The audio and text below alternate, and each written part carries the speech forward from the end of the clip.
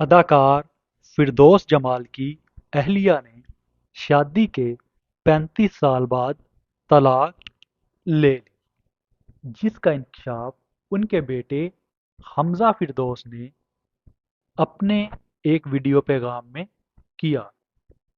حمزہ نے اپنی والدہ کے پہلو کے بارے میں مکمل تفصیل سے بات کی۔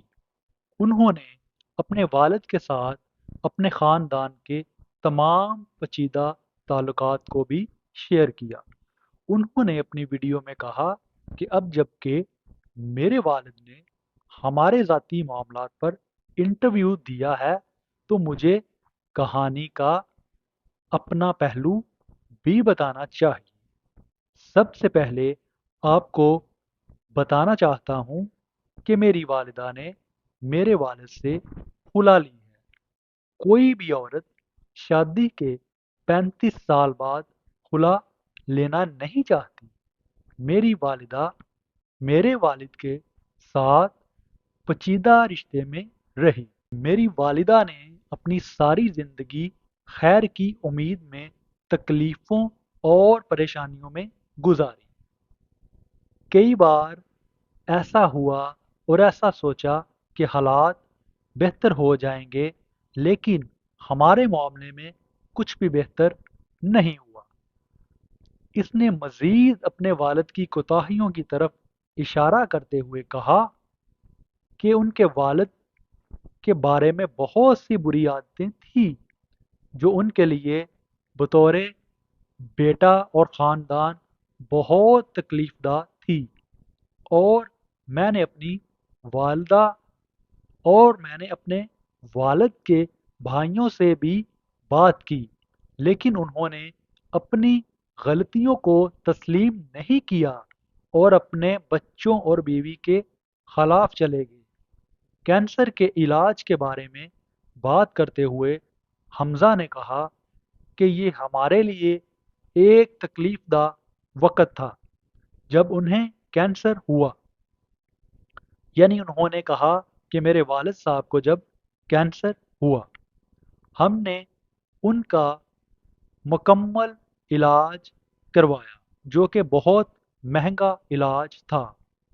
کسی کو بھی اس بات کا تذکرہ نہیں کرنا چاہیے، کیونکہ یہ بطور بیٹوں کا اپنے باپ پر فرض ہوتا ہے، لیکن چونکہ وہ اس کا ذکر ایسے کر رہے تھے جیسے ہم نے ان کے علاج کے حوالے سے کچھ نہیں کیا، اس لیے مجھے اس کی ساری تفصیلات آپ کو بتانا پڑی۔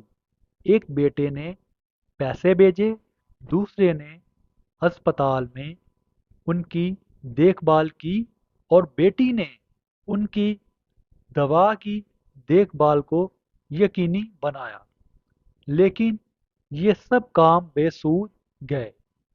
بازل علاج کے دوران ان کے ساتھ رہا۔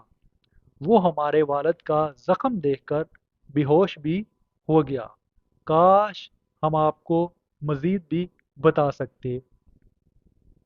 یاد رہے کہ نجی ٹی وی چینل کے نمائندہ، سینئر نمائندہ اور سینئر جرنلسٹ اشفاق حسین اور مشہور جرنلسٹ امرین فاطمہ نے چند روز قبل فردوس جمال سے انٹرویو کے دوران ان سے پوچھا تھا کہ وہ بیماری میں تنہائی کا شکار کیوں ہیں اور ایک بوسیدہ گھر میں کیوں رہ رہے ہیں، جس کے جواب میں فردوس جمال کا کہنا تھا کہ میں نے ساری زندگی بہت شور اور ہنگاموں میں گزاری ہے، لیکن اب میں سکون کرنا چاہتا ہوں، اس لیے اکیلا رہتا ہوں۔